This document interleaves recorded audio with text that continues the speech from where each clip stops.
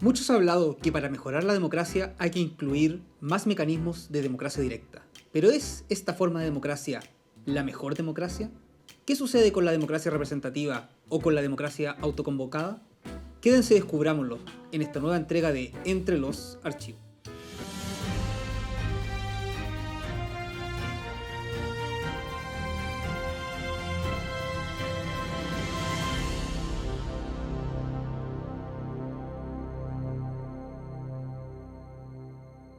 Buenas tardes, o buenos días, o buenas noches. Hoy tengo el orgullo de vestirme de gala para lanzar oficialmente la primera entrega de este podcast, su podcast favorito de geopolítica y teoría política, Entre los Archivos, en formato video. Y todo eso gracias al enorme esfuerzo de Estudios Neverland. Por favor, observen este nivel de escenario donde vamos a poder tener las mejores conversaciones y charlas de teoría política y geopolítica internacional.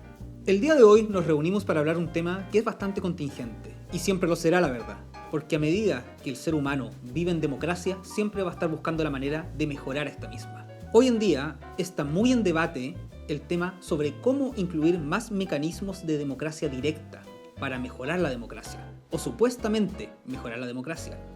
Pero también vamos a hacer un análisis en profundidad de qué es la democracia directa, qué es la democracia representativa y qué es el asambleísmo o democracia autoconvocada. Tres tipos de democracia diferentes entre sí, las cuales las tres convencidas dicen ser la mejor manera de hacer democracia, pero que a la vez tienen sus problemas. No existe la democracia perfecta y a partir de esta conversación intentaremos dilucidar cuáles son los beneficios y desventajas de cada una de estas formas. Y para comenzar con todo, no podemos no mencionar al patrocinador de este episodio de Entre los Archivos. Hablamos de CIMA, o Centro Integrativo de la Masculinidad. ¿Qué es CIMA? Un espacio de comprensión y aceptación de la masculinidad. Busca tu refugio, busca a CIMA. Así que ya sabes, si es que eres hombre y te interesa tu salud mental, ingresa a www.alcanzatucima.com. Vamos entonces al tema que nos reúne hoy. Para partir con esto, supongamos un ejemplo. Un gobernante. Puede ser un líder, puede ser un rey, un emperador, quien sea. Todos sabemos que este gobernante, este líder, tiene que estar conectado con su pueblo, entender y saber cuáles son sus necesidades. Y la pregunta clave y más seria de todo esto es, ¿cómo sabe qué cosas hacer? ¿Cómo se entera un líder o cuáles son los mecanismos que tienen nuestros gobernantes para saber efectivamente cuáles son las necesidades o requerimientos del pueblo? En estricto rigor existen 3 o 4, podríamos considerar quizás 3 y media, maneras que tiene el pueblo de manifestarse y hacerle saber sus necesidades a los gobernantes. La primera de ellas es utilizar algún método científico de levantamiento de información. Es decir, que el líder utilice alguna metodología, en este caso pueden ser censos o encuestas, para saber qué es lo que su pueblo necesita, quiere o demanda. El primero de estos elementos es el censo. Un censo, para los que saben de estadística, y quizás la gente que sabe estadística va a entender mucho mejor esto, es preguntarle a absolutamente todos los miembros, en este caso de una comunidad, qué es lo que piensan o opinan sobre un tema. Cuando se le pregunta a todos, no hay lugar a dudas ni error de cuáles son los requerimientos, necesidades o peticiones del pueblo. Lamentablemente, hacer un censo y preguntarle a todos es una cosa brutalmente cara, muy cara, y solamente en contadas ocasiones los estados tienen el tiempo y el recurso para hacer un censo. Por lo tanto, en segundo lugar, se recurre a lo que podríamos llamar un censo, no sé si abreviado, pero levantar información, pero a menos personas. Es lo que se llama en estadística un muestreo aleatorio representativo. Es decir, utilizando las herramientas que la ciencia nos preguntan, yo le pregunto a contadas personas, pero siempre tratando que estas personas representen al total de la población. De esa manera yo le pregunto a algunos pocos, pero puedo extrapolar y de esa manera imaginar que le estoy preguntando a todos. Las encuestas son siempre bien miradas en menos, pero son una herramienta muy valiosa que que tienen los políticos y nuestros gobernantes para saber qué es lo que el pueblo piensa, quiere o desea. Consideramos censo y encuestas, aunque son diferentes, como una sola en este caso. Utilizar alguna metodología científica para levantar información. En segundo lugar están las famosas manifestaciones, las marchas, las protestas, las huelgas. Así es, también es una manera válida que tiene el pueblo para hacerle saber a sus gobernantes sobre algo que les molesta. Una marcha, sea por cual sea el motivo, imaginemos una marcha medioambiental, reúne a un grupo de personas que tiene un interés, que tiene una demanda, para manifestársela y hacérsela saber a su líder de que efectivamente algo les preocupa, algo les está afectando o simplemente algo sucede. Para un líder no siempre es fácil saber qué es lo que ocurre en su pueblo. Son muchas personas, son muchas cosas las que están pasando, por lo tanto mantenerse al día en todo no es fácil. Por lo tanto, muchas veces una protesta efectivamente ayuda, y ayuda más que nada no a saber que la cosa está ocurriendo, sino con la urgencia que está ocurriendo. Una protesta simplemente la puede hacer uno en su casa. Imaginemos una cena familiar donde están planificadas las vacaciones y uno de los miembros de la familia alza el puño y dice: protesto. Eso es una protesta, es manifestar un malestar. Y muchas veces quizás el padre o madre de esa familia diga: oh, no sabíamos que no te gustaba lo que estábamos haciendo, podemos llegar a un acuerdo. O quizás otras veces no, pero sea como sea, se cumple el objetivo de que los líderes, en este caso de un país, se enteran del malestar del pueblo por algún motivo. Y por último, la última manera que tiene la gente común de hacerle notar alguna petición, algún malestar a sus gobernantes es lo que se llama el lobby. El lobby, no sé por qué cuando uno dice la palabra lobby inmediatamente se imagina algo malo, algo bastante malo, pero la verdad que el lobby es algo bueno. Y el lobby no es más que, a diferencia de la protesta, que lo que busca es hacer ruido, el lobby simplemente uno en persona va a conversar con su representante o su líder para pedirle algo. Hoy en día el lobby en Chile tiene una ley que lo regula. Cualquier persona o institución puede acercarse con su gobernante para exigirle o pedirle algo. Y la ley del lobby hace que esto no sea algo oscuro como ocurría antes. El lobby agarró mucha mala fama porque antiguamente era algo que se hacía a escondidas, con corrupción, con cosas malas. Hoy en día, gracias a una ley de lobby, cuando tú vas a conversar con tu representante, eso queda registrado. Por lo tanto, si el representante o los representantes de una minera son recibidos por algún senador, eso queda registrado. Los representantes de una minera, al igual que una junta de vecinos, tienen todo el derecho, ambos, a ir a pedirle a sus gobernantes que hagan algo que los favorezca. Toda la población humana quiere que sus gobernantes hagan algo que los favorezca. Y de eso se trata la política.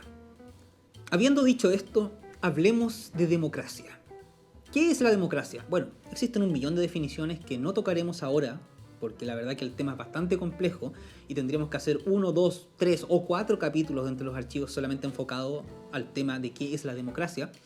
Pero juguemos por ahora por la definición más simple y básica, que la democracia es el gobierno del pueblo, donde el pueblo toma las decisiones. Pero ustedes saben, todos sabemos, yo sé, que en la vida real no solo no es así, sino que es casi bueno que no sea así. Imagínense un mundo donde todas las personas tengan que tomar todas las decisiones. Imagínate cuántas decisiones tendrías que tomar al día. ¿Sabes tú cuántas decisiones toma el gobierno en cada uno de sus ministerios, de sus subsecretarías, de sus departamentos de oficina? Imagínate tuvieras un sistema muy cómodo para votar desde la casa. Entonces tendrías que llegar, abres el computador y dices: ya, ¿qué tengo que decidir mañana sobre mi país? ¿Qué tipo de pasto se va a plantar en la plaza de Chuchilco? ¿Qué van a comer los niños de la escuela rural? Hay tantas decisiones que se tienen que tomar que finalmente lo mejor y lo más óptimo, no solo para que el país funcione, sino para que funcione tu vida, es dejar esas decisiones en manos de expertos, líderes o personas que trabajen. Es mucho mejor que las decisiones educativas las tome el director de cada escuela, pero quizás existen grandes decisiones a nivel país que sí sea importante que sean tomadas por todos. Es ahí entonces donde aparece el tema o la solución a esto que se llama la democracia representativa. No es el pueblo quien toma cada una de las decisiones, sino que el pueblo elige a sus representantes, personas supuestamente profesionales, capacitadas, limpias y puras de corazón y pecado, para que sean ellas quienes tomen las decisiones por uno. Y de esa manera uno puede pasar su vida sin estar pensando todo el día en las decisiones que tomar. Al final sería más que un trabajo extra. Construir democracia representativa no es fácil, definitivamente no es fácil. Eso se ve actualmente, por ejemplo, en el debate de la nueva Constitución. ¿Cuáles van a ser las facultades? ¿Qué poder le entregamos a nuestros representantes? ¿Qué pueden y no pueden hacer? ¿Qué decisiones van a tomar? ¿Cómo se fiscalizan? Etcétera. Y es por eso que la democracia está lejos de ser un sistema político perfecto. Sin duda es el mejor que hay hasta ahora, pero está lejos de ser perfecto. ¿Cómo se mejora? Y ahí viene el punto. Hoy en día es muy debatido el tema de que para mejorar la democracia representativa se deben incluir más mecanismos de democracia directa. Es decir, que muchas veces ante ciertas dudas o decisiones quizás erróneas de nuestros representantes, es preguntarle directamente a la gente a través de una elección, lo que habíamos hablado anteriormente. La elección en este caso cumple el rol de un censo, no de un muestreo, de un censo donde se le pregunta a todo el mundo, sin excepción, en este caso los votantes, preguntarle directamente a ellos qué opinan o cómo solucionar un problema. Las elecciones o plebiscitos en este caso pueden ser de dos maneras: vinculantes o no vinculantes. Cuando no son vinculantes, simplemente se les pregunta para saber sobre algo.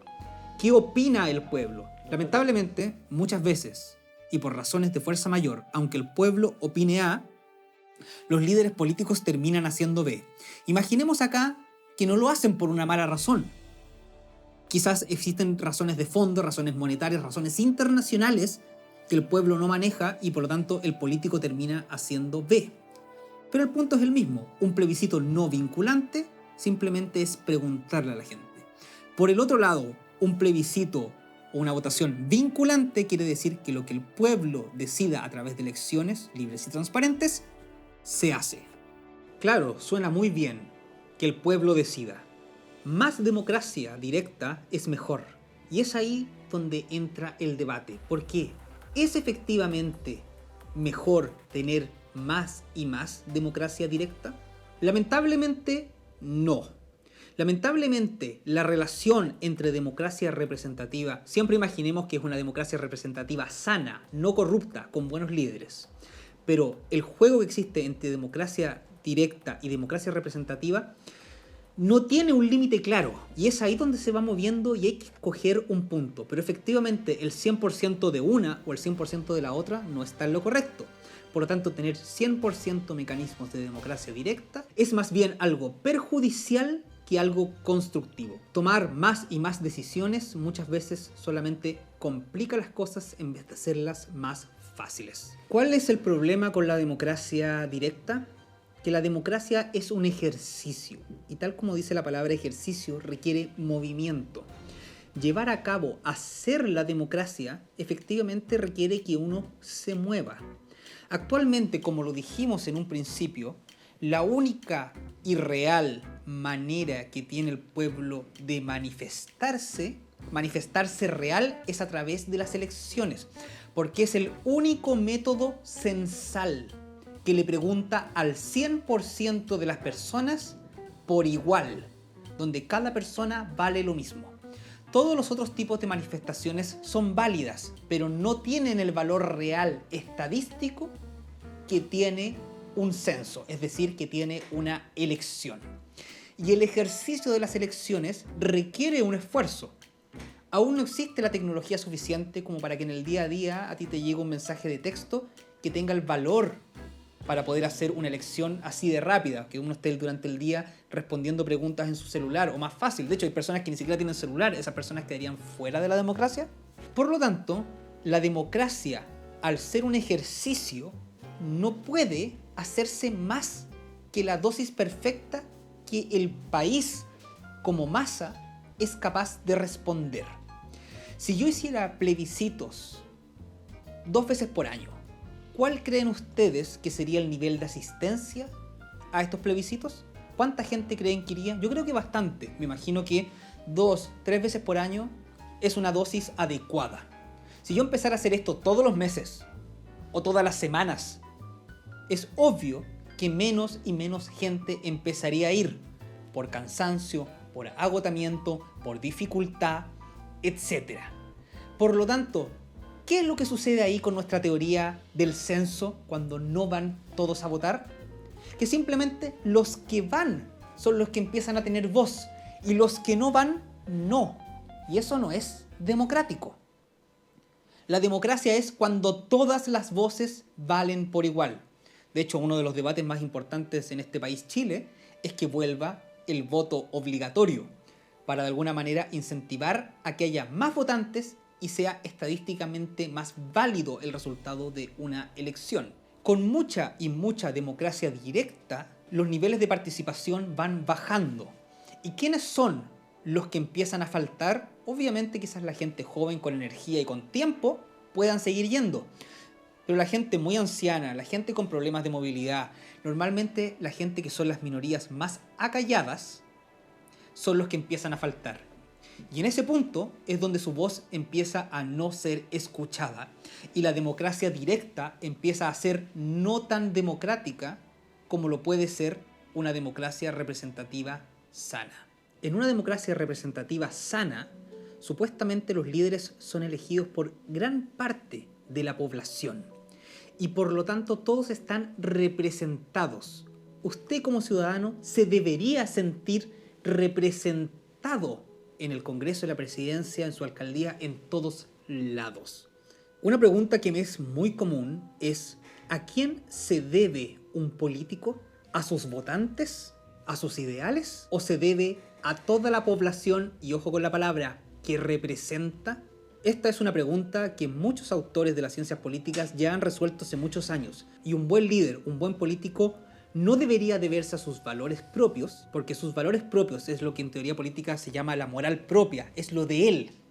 Ahora está haciendo un trabajo, debe responderle a su pueblo.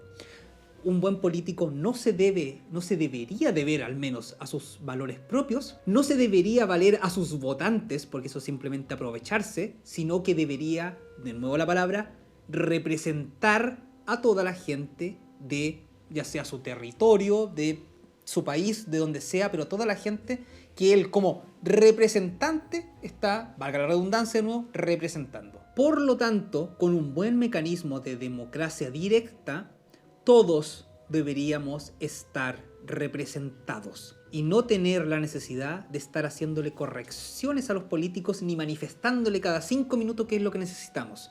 Obviamente en la vida real no es así. En la vida real muchas veces los políticos sí requieren que uno se manifieste para que ellos sepan qué es lo que el pueblo necesita.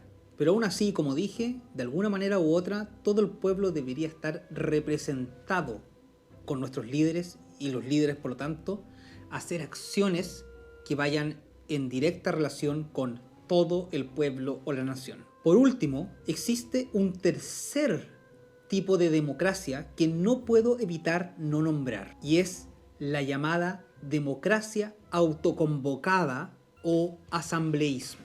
¿Qué es el asambleísmo o la democracia autoconvocada? Simplemente cuando un grupo de personas que piensan similar se reúnen y forman tal masa crítica, entiéndase masa crítica como cantidad de personas, juntan una cantidad considerable de personas, como para hacerles creer a los demás o a ellos mismos, que es lo que sucede, de que su postura es la correcta, de que ellos sí son el legítimo pueblo y lo que dicen ellos es lo único real. Efectivamente, cuando tú tienes un grupo muy grande de personas, su voz vale de alguna manera. Lo que no puede suceder bajo ninguna circunstancia es pensar que lo que dice ese grupo de personas es la única realidad que existe. Tú puedes juntar incluso 1 millón de personas en las calles y decir que son el verdadero pueblo. Pero 1 millón entre 18 que tiene Chile, ¿realmente lo son? 1 millón no es una cantidad menor, es una cantidad bastante grande.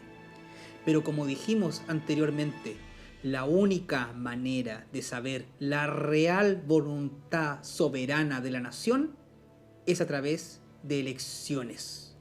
o plebiscito, que en este caso es lo mismo, es preguntarles a todos y cada uno con el mismo valor, porque una persona, un voto, qué o cuál es su voluntad. Por lo tanto, el asambleísmo no es más que un grupo de gente, aunque más numerosos que sean, no siguen siendo la totalidad del pueblo. Y recuerden que el pueblo es el pueblo entero, hasta el último de nosotros. En resumen, existen 3 tipos de democracia. No estamos hablando de los tipos de democracia cuando uno habla de democracia parlamentaria o nada por el estilo. Estamos hablando sino del mecanismo democrático en sí. Estos 3 tipos de democracia son la democracia directa, la democracia representativa o la democracia autoconvocada.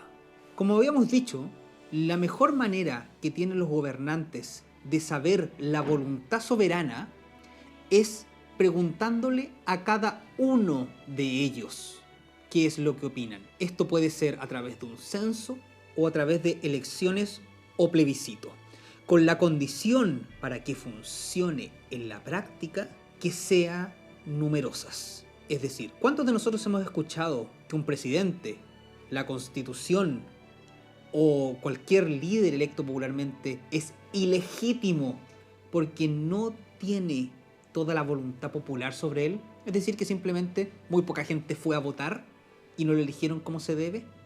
Por lo tanto, para que la democracia funcione bien, necesita de una masa crítica, necesita que gran cantidad de gente vaya a votar y que estas elecciones o plebiscito sea lo más parecido posible a un censo. Recordemos que censo es cuando se le pregunta a todos y cada uno qué es lo que quiere u opina de algún tema. Por lo tanto, en base a esto, lo que podemos decir y concluir es que efectivamente la democracia directa, preguntarle a cada una de las personas, es el mejor mecanismo. Pero, recordemos, y es lo que hablamos en este capítulo, y a modo de resumen lo decimos, mientras más veces se haga el ejercicio de la democracia directa, y esto es simplemente la realidad, menos gente participa de estos ejercicios. Por lo tanto, mientras más democracia directa haya, al mismo tiempo es esta de peor calidad. ¿Cuántos son los ejercicios de democracia directa correctos para que vaya a votar la suficiente cantidad de gente y la democracia esté sana? La verdad, la respuesta no lo tengo yo.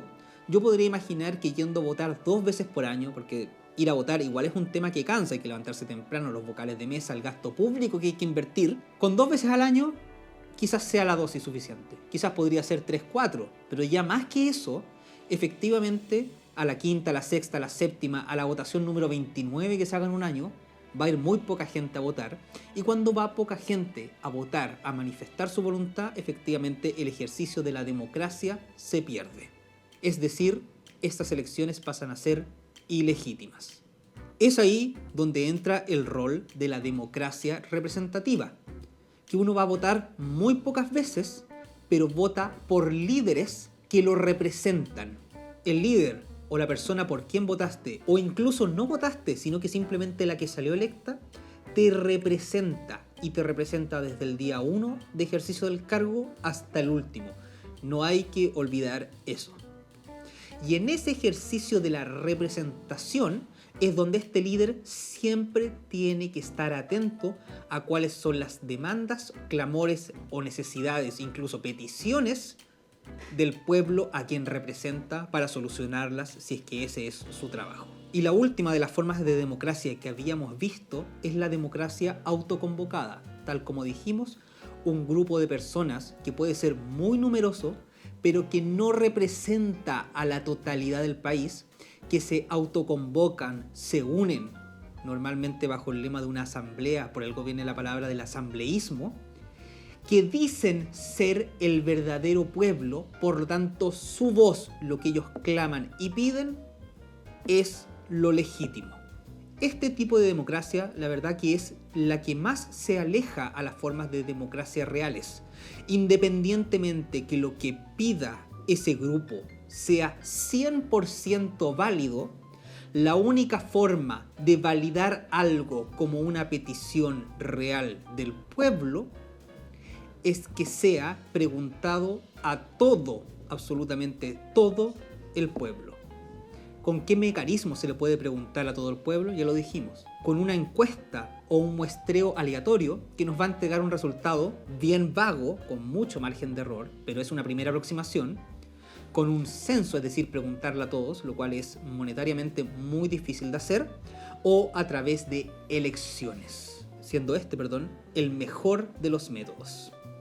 ¿Cuánta democracia directa, cuánta democracia representativa tiene que existir en un país para que la democracia funcione y mejore?